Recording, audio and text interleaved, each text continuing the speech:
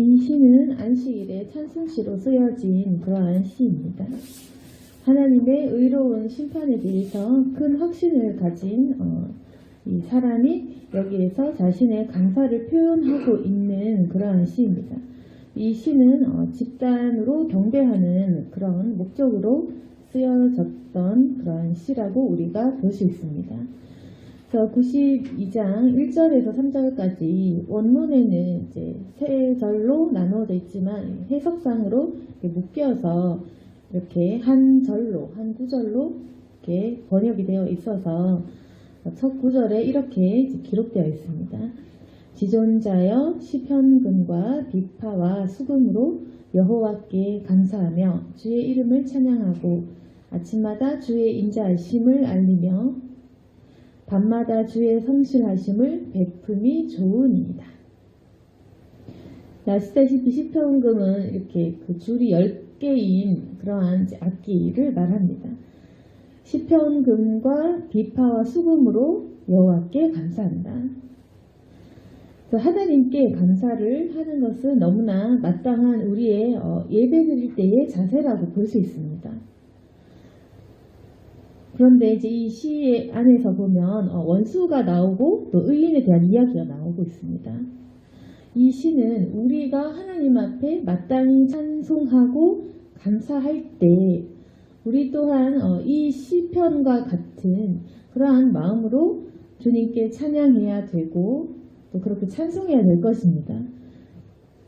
근데 우리가 항상 그 감사하는 마음으로 예배를 드리고 하나님 앞에서 살아가야 하는데 우리는 왜 감사가 없는지, 그리고 우리는 항상 승리하고 살아가야 되는데 그 승리한 그 어떤 기억들보다는 우리가 넘어진 기억이 많기 때문에 이러한 감사보다는 우리가 살아갈 때 죄책감과 그런 찔리는 마음들을 가지고 살아갈 것입니다. 그런데 우리는 왜 이런 감사가 날마다 넘치지 않느냐? 왜 우리는 이렇게 승리의 노래를 마음껏 부를 수 없는가? 이 시편을 보면 의인의 입장이 어떤지 우리가 볼 수가 있습니다. 그 의인의 입장에서 이 시를 기록하면서 이 사람이 가지고 있는 그 생각은 어떤 것이냐면 악인에 대한 그 하나님의 심판을 이야기하고 있습니다. 그리고 나의 편을 들어주는 그 하나님에 대해서 또 찬송을 하고 있습니다. 이 사람의 그 입장은 무엇이냐면 5절에 보시면 여호와여 주께서 행하신 일이 어찌 그리 크신지요 주의 생각이 매우 깊으시니이다. 그래서 이 사람이 얘기하는 그 하나님은 하나님의 행하신 일이 굉장히 크다는 것입니다. 그리고 주님의 생각이 매우 깊다는 것입니다. 근데 왜 크다, 깊다라고 얘기하냐면 내가 상상할 수 없었던 일이군요. 이것입니다. 우리가 보통 내가 생각하는 수준대로 생각한다면, 그리고 내가 아는 예상 반경에서 이렇게 일이 진행될 때는 크다, 깊다라고 얘기하지 않겠죠. 그냥 내가 생각한 대로구나, 예상한 대로구나, 그렇겠죠. 그런데 내가 생각하지 못했던 것을 알 때, 그리고 내가 생각하지 못하고 전혀 예상 밖의 일을 만날 때 우리는 그때 정말 생각이 크고 깊다, 이렇게 이야기하는 것입니다. 그렇다면 이 시편 기자 얘기한 것은 내가 정말 예상하지 못했는데 그 행하신 일이 굉장히 크다라는 것입니다. 나는 전혀 알지 못했고 나는 생각도 못했고 예상도 못했지만 하나님께서는 정말로 크시고 생각이 매우 깊으셔서, 그래서 6절에 어리석은 자도 알지 못하며 무지한 자도 이를 깨닫지 못한다라는 것입니다. 그래서 6절에 보시면 어리석거나 무지하면 알지 못하는 것입니다. 우리는 알고 있다면 지혜로운 자겠죠. 이처럼 그 하나님에 대한 부분은 어리석은 사람, 그리고 지혜로운 사람 이렇게 있는 것입니다. 지혜로운 사람은 하나님을 만날 수가 있는 것이고 어리석은 자는 하나님을 계속 모르는 것입니다. 그래서 이 부분은 세상적인 그런 지식이나 우리가 뭐 IQ 이렇게 얘기하는 것이 아니라 이 기준 자체가 하나님을 알면 지혜로운 거고 하나님을 모르면 어리석은 것입니다. 그래서 하나님을 모르는 사람, 어리석은 사람은 절대로 이 주님에 대해 알지 못할 것이다. 하나님에 대해서 무지한 사람, 주님이 누구신지 얼마나 생각이 깊으신지 모를 거다. 그래서 결국에는 하나님을 기준으로 하나님을 믿는 사람은 지혜롭고 하나님을 알 것이고 하나님을 모르는 사람은 무지하고 하나님을 깨닫지 못하고 악한 행동을 하는 것입니다. 그래서 7절에 악인들은 풀같이 자라고 악을 행하는 자들은 다 흥왕할지라도 영원히 멸망하리로다. 하리다. 그래서 악인들이 지금은 잠시는 잘 되는 것 같아도 결국에는 영원히 멸망하는 것입니다. 그래서 이 시편 기자도 알고 있는 것은 잠깐의 그 의인이 겪는 시련과 고난은 있었지만 우리가 믿지만 하나님께서 침묵하실 때 또 우리를 기다리게 하실 때 인내를 요구할 때가 있겠지만 결국에는 영원히 하나님께서 심판하실 때 악인들은 멸하는 것입니다. 9절에 원수들은 패망하리이다. 주의 원수들은 패망하리니 죄악을 행하는 자들은 다 흩어지리이다. 결국에는 원수들은 패망하고 죄악을 행하는 사람은 다 흩어져서 하나님께서는 이렇게 심판을 하시는 것입니다. 그래서 이 시편 기자의 눈으로 보았을 때 하나님께서는 이 악한 사람들을 내버려 두지 않으시고 결국에는 흩어지게 망하게 하시는 것입니다. 그리고 하나님께서는 결국에는 이 의인을 높이 들어 쓰십니다. 높여주시고 여기 10절에 보시면 내 뿔을 들소의 뿔같이 높이셨으며 내게 신선한 기름을 부으셨나이다. 그래서 하나님께서 결국에는 주님의 주권으로 이렇게 주님께서 악인과 의인을 심판하시면서 의로운 자의 기름을 부어주시고 뿔을 들소의 뿔같이 높여주신다. 그래서 이 의인의 눈으로 보았을 때는 하나님께서는 심판을 하시고 결국에는 악인들을 주님께서는 멸해 주시는 분. 그래서 내 편이라는 그 인식이 충분히 있는 것입니다. 우리와 이 시편에 기록된 이 시의 그 차이점은 무엇이냐면 우리는 하나님이 내 편이다. 나를 번성케 한다. 그리고 나에게 그 영광을 높여주시고 내 편이 될 것이다라는 그 확신이 우리가 지금 없겠죠. 그러니까 우리가 이 시편을 쓸 수 있으려면 우리도 이러한 시를 올려드리고 감사하고 찬양하고 싶을 때 우리에게 필요한 생각은 하나님은 내 편이시다. 하나님은 나를 승리하게 하실 것이다. 그리고 하나님은 나를 잘되게 하실 것이다. 그 생각이 우리가 있어야 되는데 이제 못하는 이유는 무엇이냐면 나에게 이 마음에 의로움에 대한 확신, 내 안에 있는 이 정의로움에 대한 확신이 없기 때문입니다. 우리가 예수님을 믿으면 거듭나고 예수님과 함께 동행을 해야 되는데 내 안에 있는 그 불순종의 죄악의 그런 수치스러움과 우리가 죄책감, 죄의식 때문에 나를 설마 잘되게 하실까라는 그 확신이 없기 때문에 우리가 이렇게 찬양과 감사를 할 수가 없는 것입니다. 그래서 우리가 이 시편을 쓴 사람처럼 내 편이시지 역시 하나님을 기다리니까 내 원수를 치시는구나. 하나님 생각이 정말 크고 깊으시고 역시 내 편이야. 이렇게 할 수 있으려면 결국에는 우리가 정의롭고 공의로운 그러한 성품을 가진 사람이 되어야 되는 것입니다. 우리가 정의로워야 되는 것입니다. 우리가 예수님과 함께하면서 그분 안에 순종하는 삶을 살면서 주님과 합심이 되어서 살아가야지 이러한 찬양과 승리에 대한 확신이 있을 수 있다는 것입니다.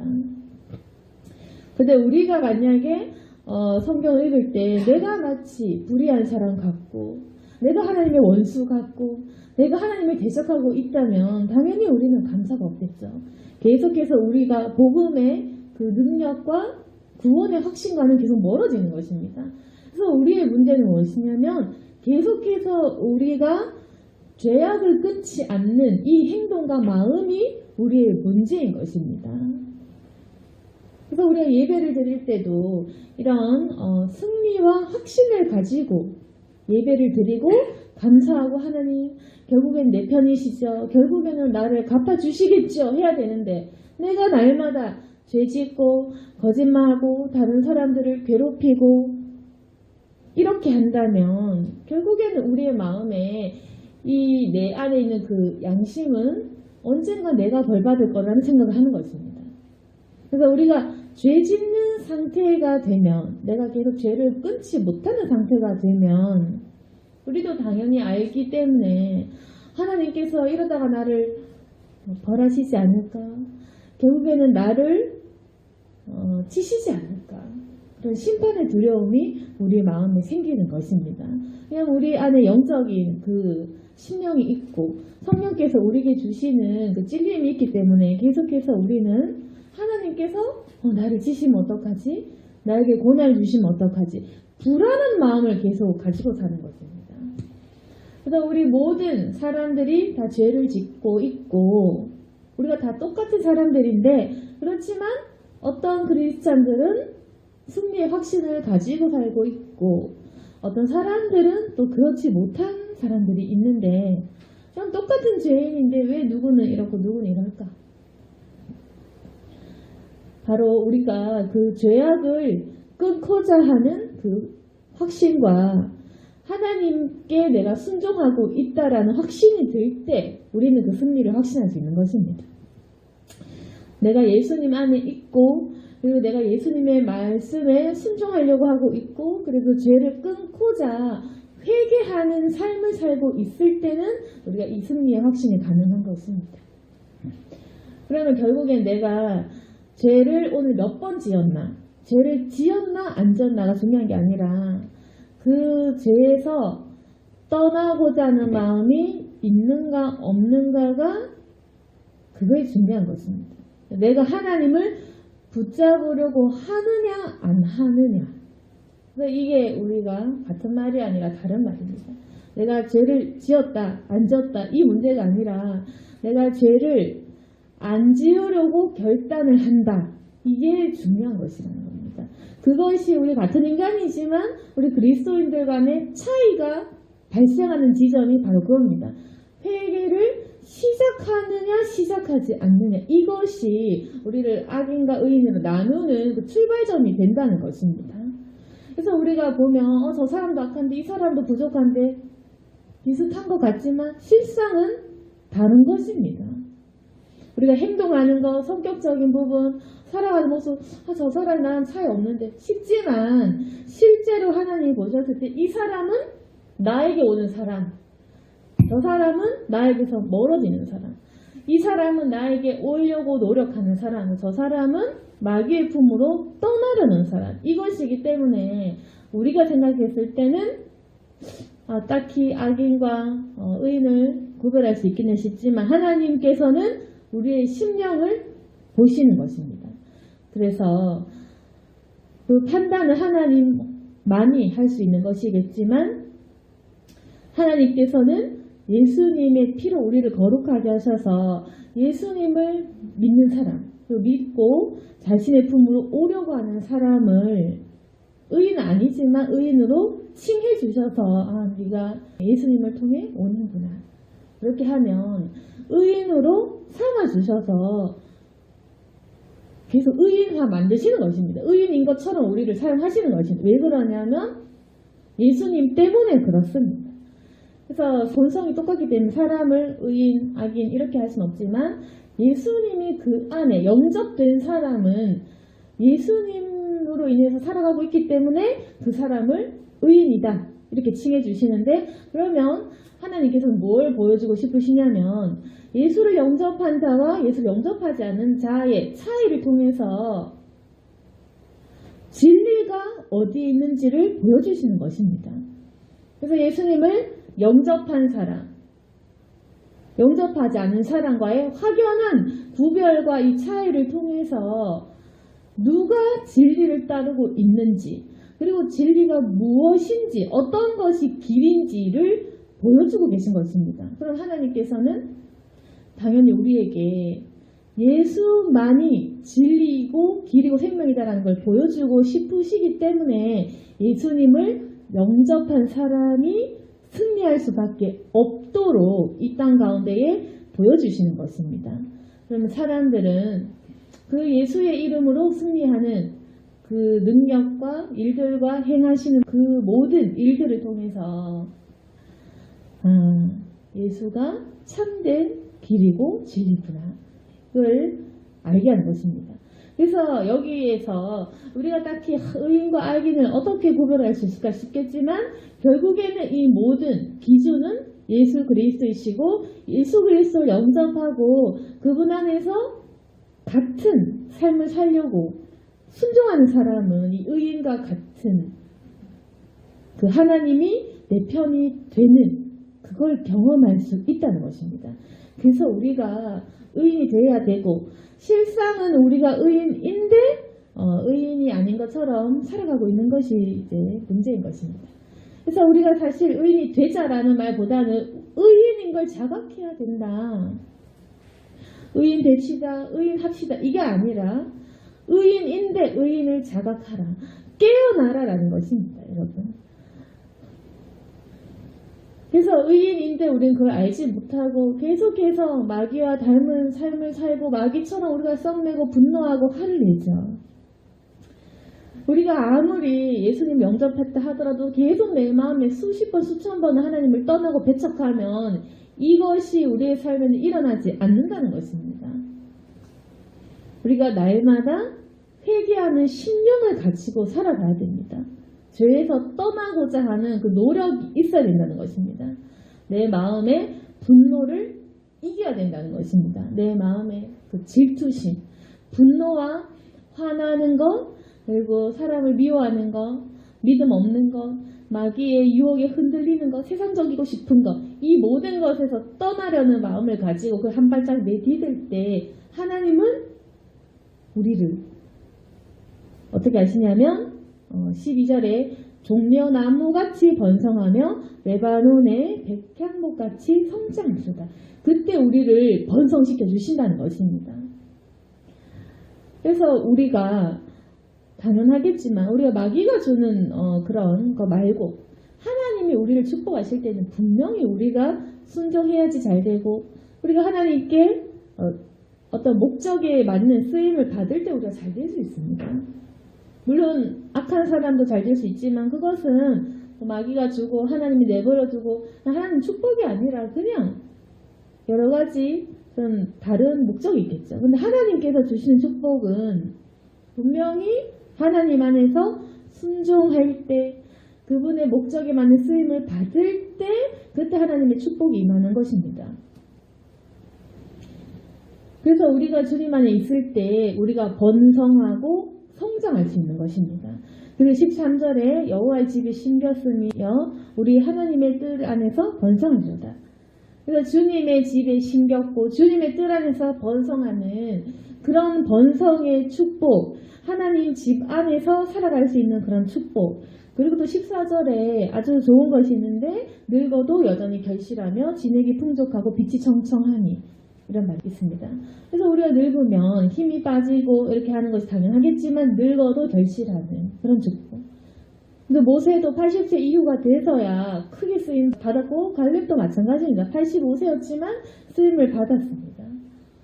하나님을 믿는 사람은 우리가 80세 이후로도 여전히 건강하고 여전히 결실하고 여전히 우리가 빛이 청청할 수 있는 그러한 기적이 일어날 수 있다는 것입니다.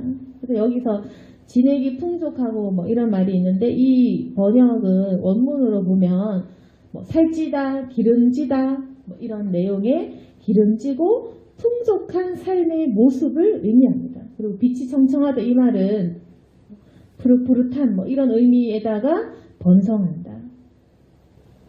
그래서 힘이 넘치고 푸른 그러한 모습을 나타내는 것입니다. 여전히 너희가 늙어도 기름지고 번성하고 파릇파릇하고 푸릇한 그러한 복을 줄 것이다. 그리고 15절에 여호와의 정직하심과 나의 바위 되심과 그에게는 불의가 없으니 선포되리로다. 그래서 이 의인이 고백하는 것은 하나님은 정직하십니다. 그리고 하나님은 나의 바위가 되십니다. 하나님은 불의가 없으십니다. 라는 것입니다. 그래서 여러분 이걸 아셔야 되는 게 이 말은 어떤 사람이 이러한 시편을 쓸 수 있냐면 내가 정직할 때 이 말을 할 수 있겠죠. 내가 정직할 때 여호와는 정직하십니다. 이렇게 선포할 수 있는 것입니다. 그리고 내가 하나님과 함께하고 내가 하나님 편일 때 하나님 나의 바위 되십니다. 이렇게 얘기할 수 있는 것입니다. 그리고 내 안에 사람을 속이고 갈취하고 불의한 짓을 이런 게 없을 때 내가 정말 정직하고 내가 의로운 삶을 살고 남을 돕고 사랑하고 섬기는 삶을 살 때 그때 하나님은 불의가 없으십니다. 이 말을 할 수 있는 것입니다. 그러니까 여러분이 계속 정직하지 못하고 불의하게 살고 계속 그렇게 하면 이 말을 못하는 것입니다. 끝까지 살면서. 그래서 우리가 회개할 필요가 있겠죠. 만약 우리가 계속해서 정직하지도 못하고 분노하고 악하게 살고 다른 사람 뒤통수를 치고 하나님을 믿지 못하고 불의한 삶 남에게 들키기 싫은 그런 모습의 삶을 산다면 우리가 계속해서 이러한 찬양의 삶을 살 수가 없는 것입니다. 그래서 하나님이 내 편 아닌 것 같은 내가 승리 못할 것 같은 그건 다 내 책임이라는 것이겠죠. 내가 죄 짓고 사니까 공의로우신 하나님께서 날 내버려 두시게나 날 치시겠지?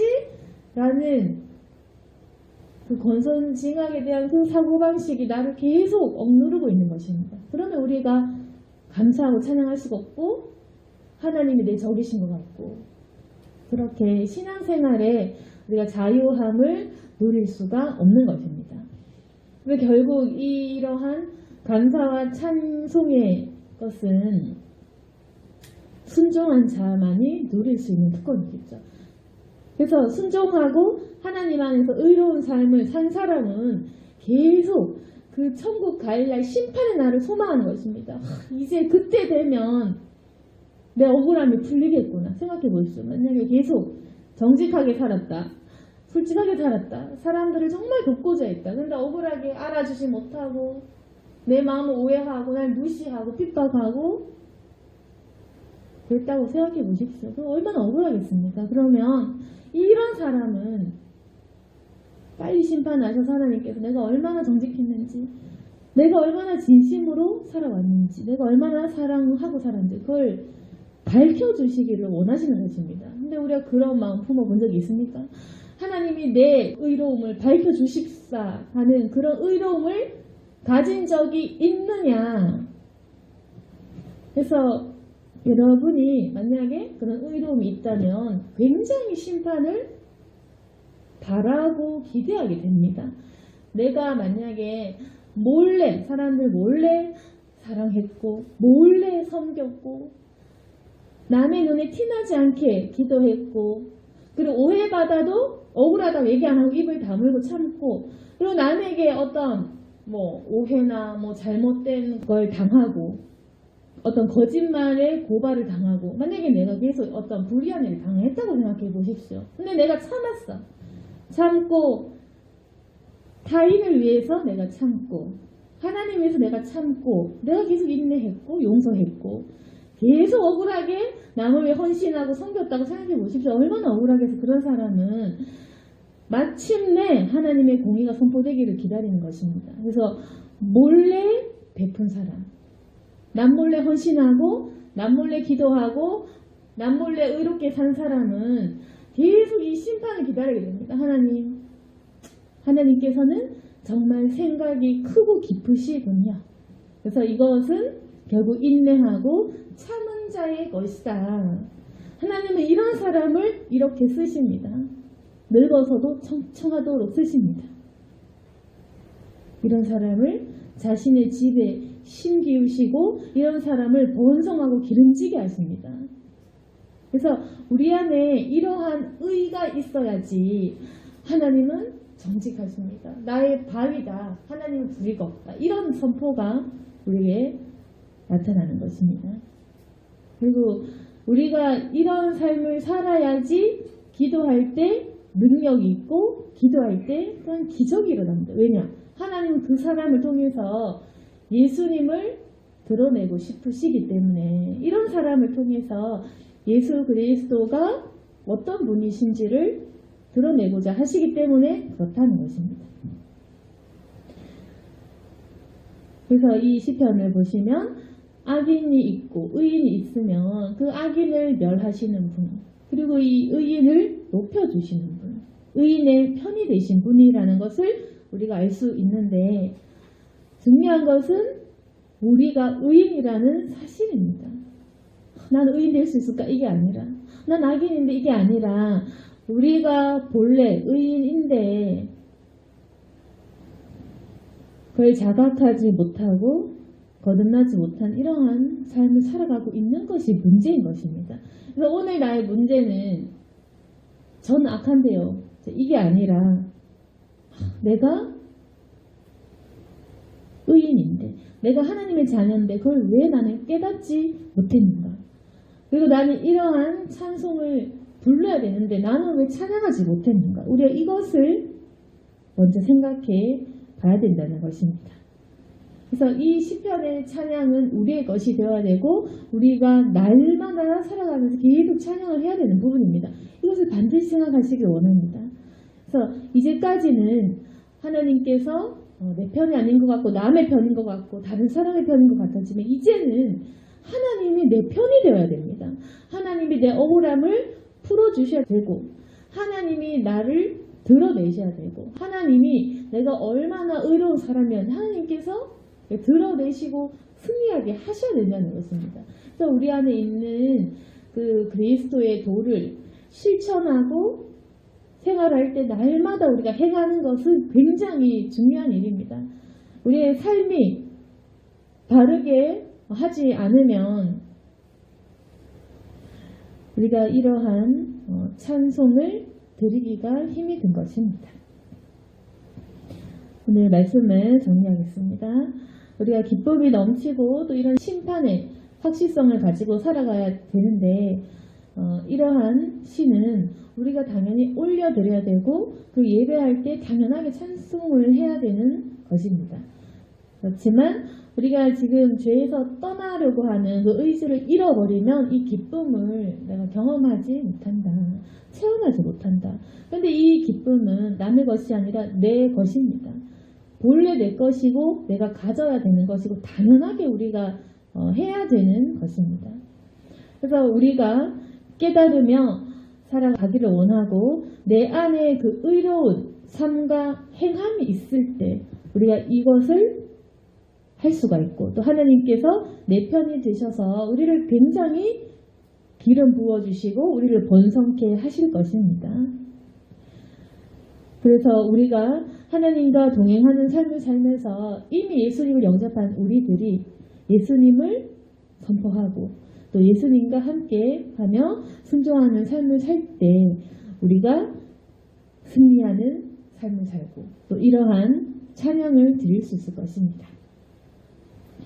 주님의 공의로움을 기다리며 이 마지막 날을 사모하는 저와 여러분이 되기를 사모합니다.